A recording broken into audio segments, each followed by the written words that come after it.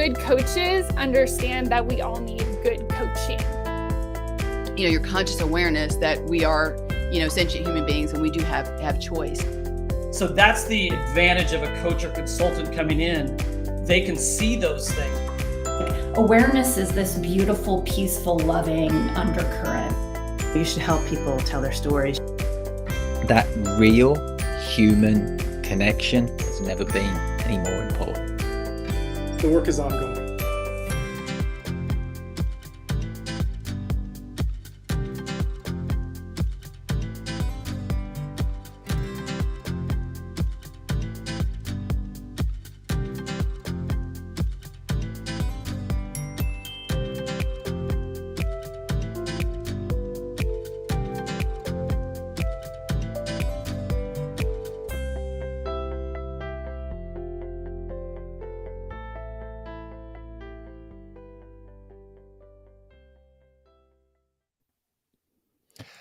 Good morning or afternoon, depending on where you are. Hi, everybody. Nadine, Melissa, nice to see you. I think I saw Sam over on the LinkedIn side of things. LinkedIn user, we can't see who you are. So drop your name there. Whoever just said hi to Eva so we can know who you are too.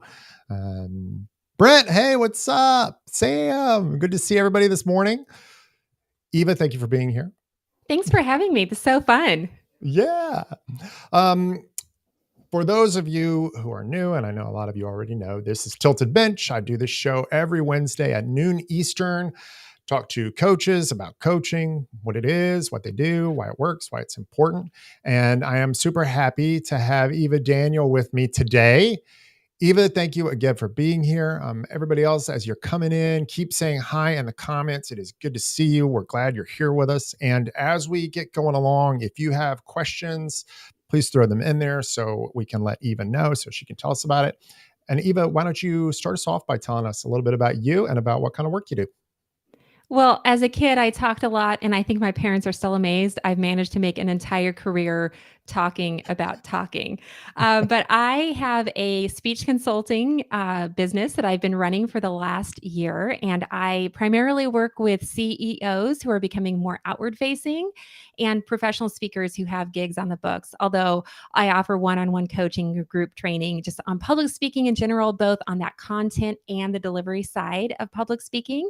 And before that, I was Dave Ramsey's speechwriter, and I have over 2 decades of experience just working with all things public speaking and radio producing, podcasting, YouTube shows. And I know, Nathan, you and I have connected a lot just on the topic of storytelling because we both love stories. And that's one of my biggest passion points, is really helping people learn how to tell their stories in a more compelling way, whether that's on a TED Talk stage or whether that is just learning how to communicate better in front of a meeting or in front of a virtual presentation and be able to share their ideas. And so then the name of my company is The Speak Shop, and that's what I'm all about. I'm based here in Nashville, Tennessee. And for those of you who don't know, I'm from Nashville originally, so I have a soft spot for Eva because of that too. But you left. I don't know what that says about you. I haven't left, what that says about me. I don't know. Nashville wasn't as cool when I was there. It's funny now because I'm like, I'm from Nashville. People are like, oh my gosh, Nashville's such a huge, amazing town. I'm like, listen, it is like twice the size it was when I went there, when I lived there. But no, I still love going back to visit though. It's amazing. So I agree with what Nadine said. It is a sound mission, what you are doing. Like, one of the things that is a repeat theme on the show is how coaches, whatever area they're in, are helping people write and tell their own stories. Now, there's an interesting tension here, and we were talking about this in the pre-live, everybody, between coaching and consulting. And this is another thing that's come up on the show. When you're coaching, you're not necessarily telling people exactly what to do. You're more often trying to help them kind of find their way, versus consulting, where you really are telling people what to do. But if you're working with someone on telling their own story, they have a little bit of authority. But Eva, you have the expertise. So what's kind of the tension there between telling people what to do, but also helping them figure it out on their own? I do think it's a balance. And at the beginning, I had branded myself as a speech coach.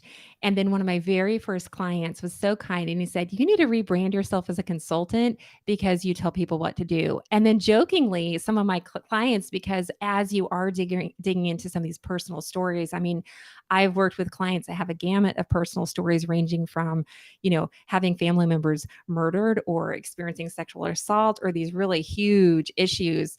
And so a couple clients have even said that I'm a speech counselor because I start, pulling out some themes and things. But I definitely feel like for me, I kind of have landed a little bit more in that consulting bucket because I do feel like I want to draw the best of people and help them develop their story out. But I am not shy of giving the direct feedback people have never received to say, "Hey, this is how you need to restructure your story," or "What do you think it would look like to start telling it from this angle?" Or "On your speech, this part is not great. Let's restructure it to look like that." So it is kind of a hybrid for me between that coaching and consulting. And sometimes, as you know, from working with a lot of people come in at varying levels of skills as far as how much teaching or training they need, or even how much just really direct, clear feedback versus some other clients, they have a lot more. Maybe they just need a little bit more of that coaching or pulling the best. So I always like to have a perspective that every client is different and what we provide for them as a coach or consultant or whichever way you brand yourself is going to be based on who they are and what they need to succeed. I love that. That's such an important thing to do, especially is most of your coaching one-on-one? Because I know that plays a role. Most of mine is one-on-one. I also do group coaching and I myself speak at events as well. And so I do have that element of group coaching in. And so I would definitely say when it comes to the group, I think it's a little bit more of that coaching experience, whereas when the one-on-one, it's a lot more of that consulting level. So that's a good distinction. That is. Thanks for parsing that out for us because it's good to know kind of how that interplay is. When you're working with people one-on-one, since, like you said, you are going to be coming up in touch with people who have varying levels of experience, how much time do you have to spend kind of evaluating where they're at, and what is that process like? Well, I always, before I even kind of have that initial conversation with a client, I'll kind of poke around a little bit online. I'll even ask them, if you have a video link of you presenting, or if you've been on a guest of a podcast, or if you have a YouTube show, whatever the thing is, send it to me for my review before we meet. So that I can just kind of get a little bit of a baseline of how strong they are as a speaker, where they might need some areas for growth or improvement. And then once a client has signed on, our very first meeting, we spend almost an entire 90-minute kickoff just really evaluating as a speaker, hey, let's take a look back and look at your entire process of content and delivery. Those are really the two sides of the public speaking coin. You have the content, all of the things you're saying, and then the delivery, what you're trying to say. And so we'll just debrief and analyze of what do you like about your current content process? What do you like about your delivery? What don't you like? What might be missing? What are maybe some of those things like, oh, well, I never try humor because it doesn't work, or I've never done props, or I don't know how to do audience participation. But I really try to spend that whole first session just really, it helps me a lot to be able to help my clients better to know, okay, how self-aware are they? What are they perceive their problems to be? Because at the beginning, I had an experience where I started working with a client and I was a few months in, and here I thought we were working on one whole set of issues. And I thought that his priorities were based on what I thought they should be. And then a few months in, he started mentioning some things like, oh, I was really hoping that we were going to be working on my filler words and reducing those. Oh, well, I didn't even know that that was a priority for you because it hadn't come up in some of those initial conversations. So I also found for myself, having that kickoff is such a benchmark to be able to say, like, okay, where are you coming from? Where am I coming from? And then we spend the last little part of just vision casting and setting some goals. So I personally currently have a 3-month retainer. I'm thinking about bumping it up to 6 months because most clients work with me for 6 months or longer. But but I ask them like, hey, in a year from now, where do you want us to be as a speaker? Whether that's the rates that you're commanding for speaking, or just some of those skills or your content, or, oh, I want to have a few keynotes, or I have this book launch and I want to have a keynote around it. Just so knowing that our goals are really clear so that we're both driving towards the same thing. And also for me as a consultant, at the end becomes a great experience because we can look back. Maybe we'll look at it once or twice as we're going, but at the end we can look back and say, hey, these were some of the goals you set before we we started working together. Let's talk about how we've been able to achieve those together. And I think it helps gives clients kind of that closure, because otherwise I think sometimes, we'll end with a client and be like, well, it's been great, and we don't really know how to end things. So at least it kind of gives at least a little bit of a like, hey, let's evaluate what we've done. We set out to do this, and what did we do? And so that's one of the things that I do.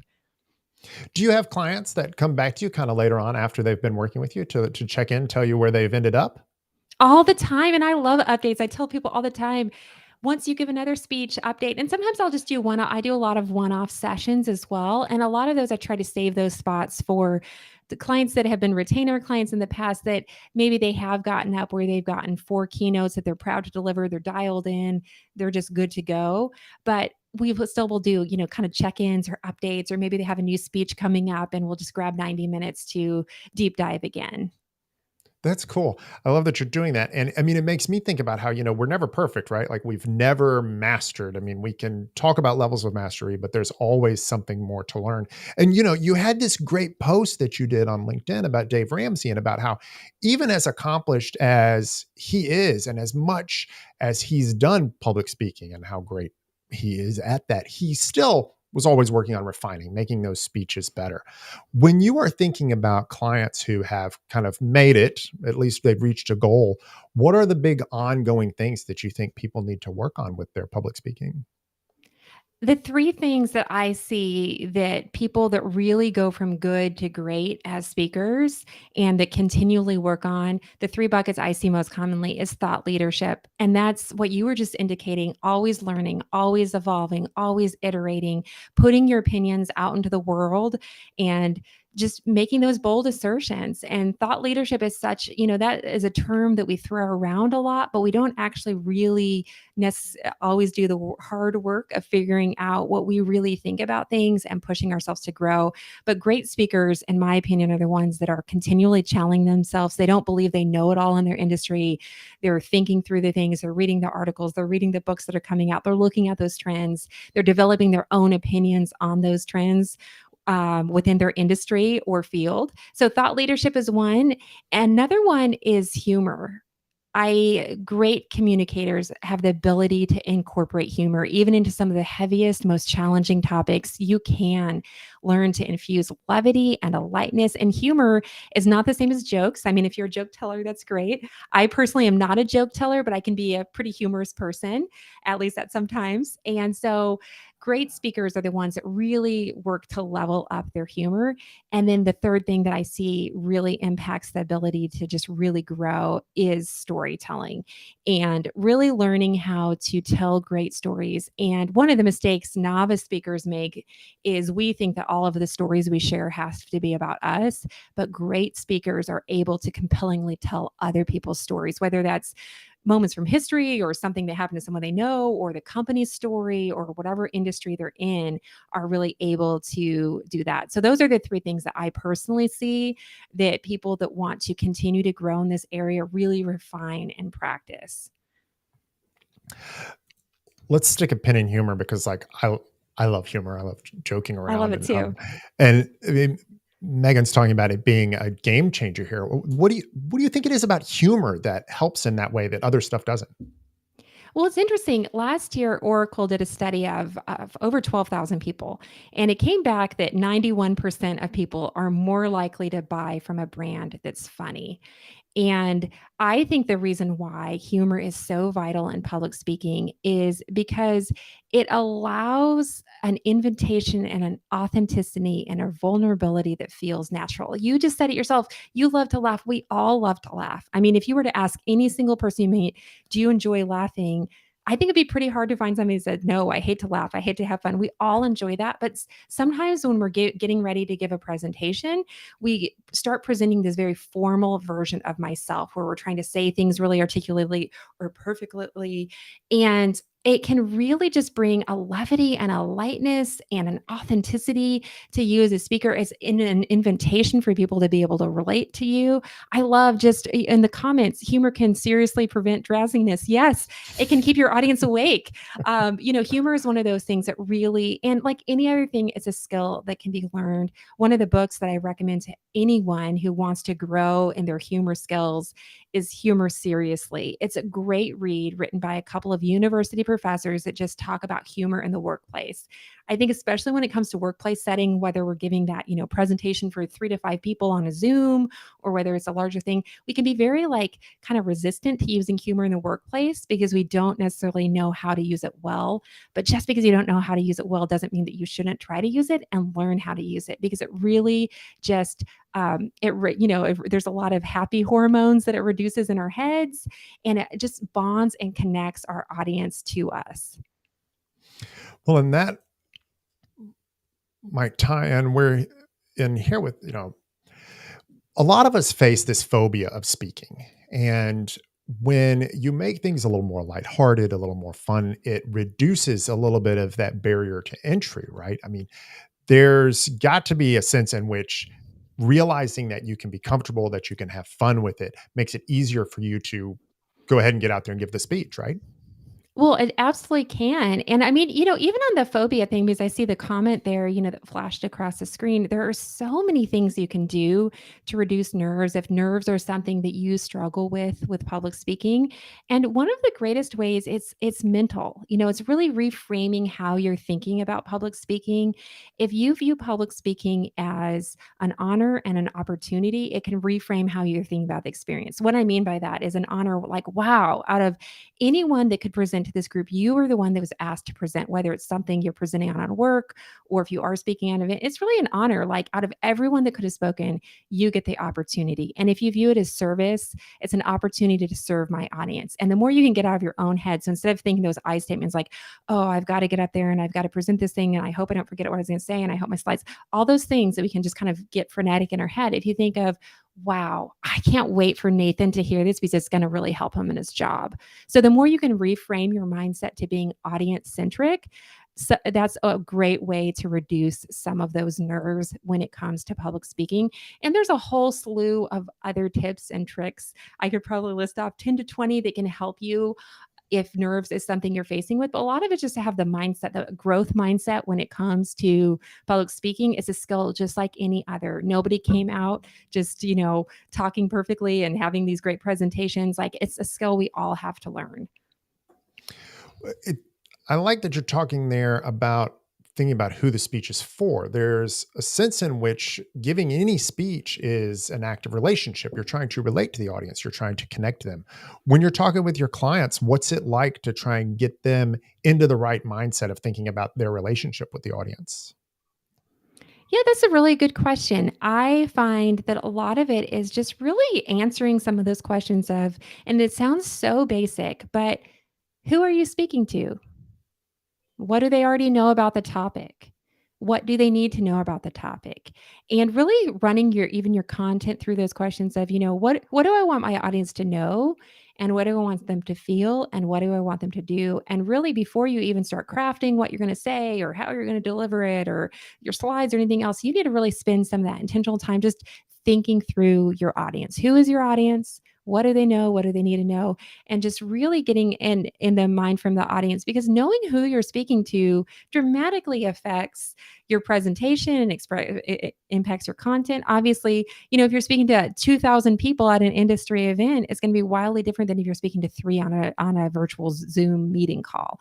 And so, but just really knowing through as much as you can, what are the pain points and the challenges of your audience? And how are you uniquely equipped through your stories, through your experience, through your professional background to be able to help the audience? And having that service mindset, but really taking that step back and just asking, who is my audience and what's in it for them? Not what's in it for me. For me, maybe it's going to lead to clients or maybe it's going to lead to more opportunities, but what's in it for them? Because the entire time they're listening to you speak, that's what they're wondering. What's in this for me and why should I care? So the sooner you can answer those questions through your content, through your delivery, the more engaged that audience is going to be with your content and delivery.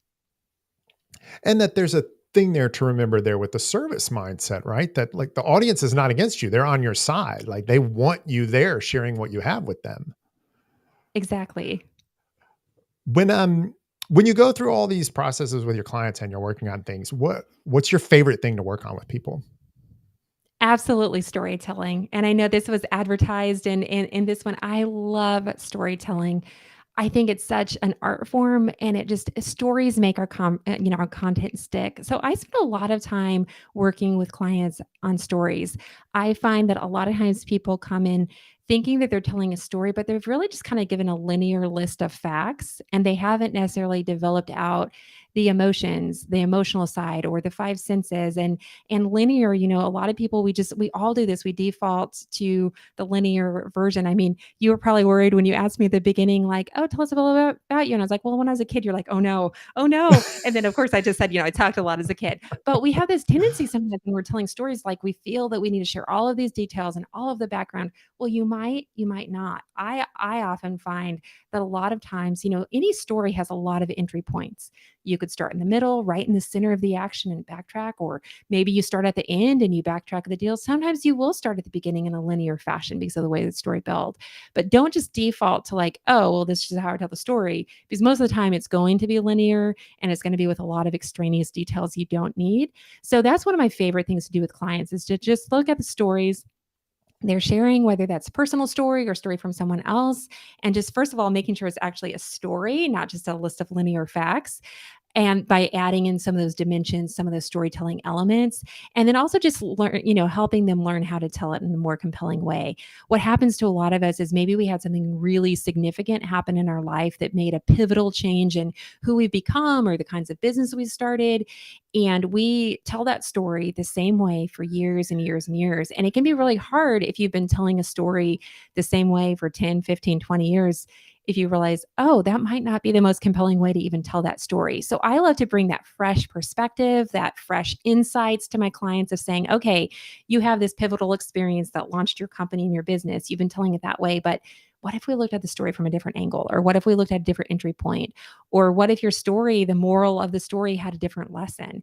And so that hands down is my favorites. I could talk about storytelling and helping clients with stories all day long and just reframing the stories to be the most compelling narrative possible. When you talk about entry points, there are a lot of ways, and I know you've talked about this a little bit too, but there are a lot of ways you can grab attention, right? You can use props, you can use humor, you can do lots of things. How do you help your clients figure out what the best kind of mechanics of entry point are going to be? Well, that's really great. One thing I mentioned was, in that kickoff, learning, their things that they enjoy doing, or maybe they've tried or haven't tried. Because to your point, a lot of times people, do have a tendency to just use words. And sometimes that can be really dynamic in the storytelling. But sometimes, wow, a prop would add a lot, or a visual aid, or a meme, or a picture, or, something else. And so I usually spend a lot of the time just figuring out, like, okay, what's the story? How are we going to tell it? Is it good as is, for lack of a better words, with just words? Or is there something else that could really add something to it? Oftentimes it is a prop. I think we have this aversion to props sometimes because we've seen them done poorly a lot. I mean, Nathan, have you seen props done poorly in speeches?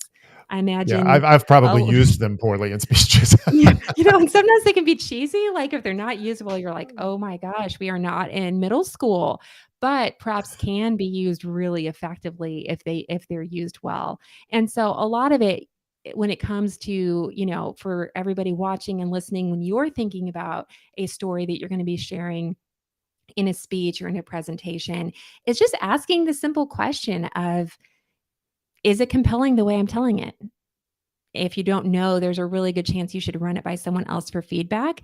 Another thing I didn't mention in my list of 3 about the greats, a thing that I see them pretty consistently do is they actually run their content through real people for feedback prior to delivering it in front of a big audience. So if that's not a habit you're personally using right now, before you give a presentation, just run your content through someone else, because we all get too close to our content where we can't even see around it. So just running it through someone else can really help you determine what should stay, what should go. And I always jokingly say your spouse is not the person to run it through, because they're either way too honest or not honest enough. Oftentimes, depending on how long you've been married, you can take a guess either way on that. But running it through somebody that's not as close to your content can really help you determine, okay, is this story the way I'm telling it compelling? Is this content compelling the way I'm telling it? And really help you to be able to level it up.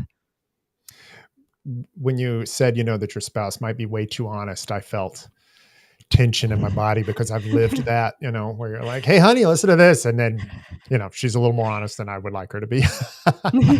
um, Eva, we're coming up on about 5 minutes left, everybody. It goes so I fast. As you I can tell, I don't love talking about talking. Could go all I day. know. And everybody, we had said in the pre-live, I'm like, I have a feeling that this one's going to go pretty quick. And indeed it has. Maybe this should be part 1 of 26. We'll do part Z in 26 weeks from now. Yeah, all right. Eva, I don't know how much you get a chance to be asked this, but you coach people to do speeches, but you have your own thoughts and things to share. Like, do you have a favorite personal experience with like giving a speech, one that really like made you proud? And if you do, like, what was that like?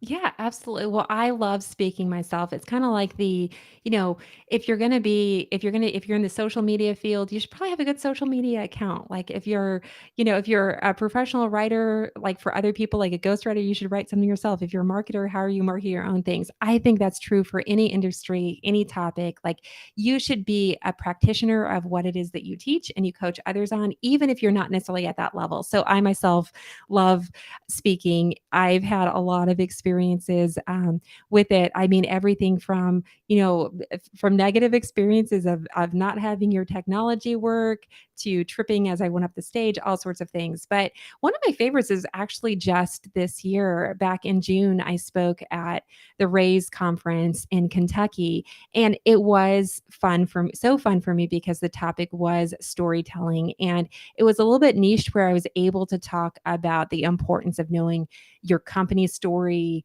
and your founder's story, being able to tell someone else's story and then your story within the company. I just really loved the content. And I get so excited when I'm able to get on the stage and teach in a larger fashion as well. And so that was one of the ones I just really enjoyed recently this year.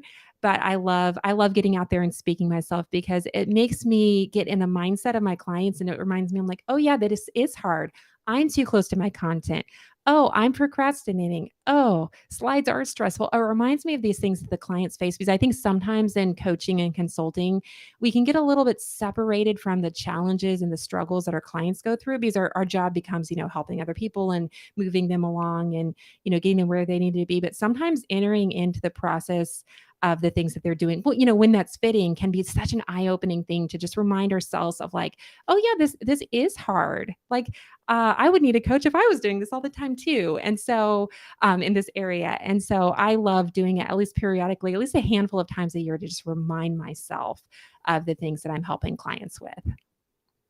That's awesome. That reminds me of that line from Caitlin that I have in the intro where she says, good coaches know that we need good coaching.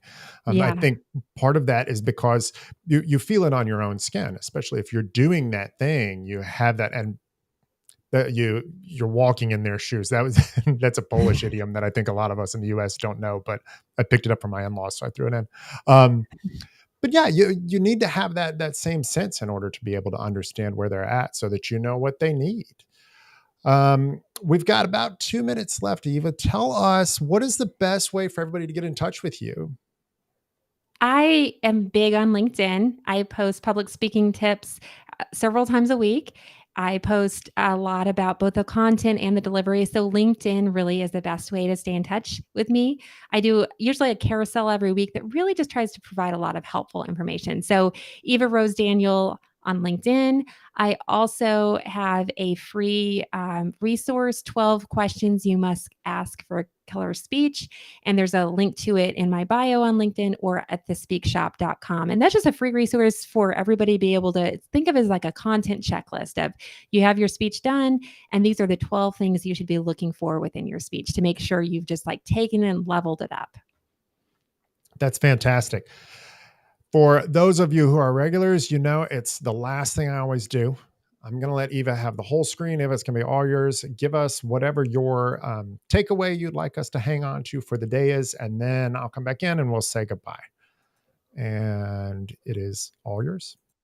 Great. Well, I just want to encourage everyone on the topic of public speaking. It is one of the best ways that you can elevate and advance your career of learning how to be a compelling communicator.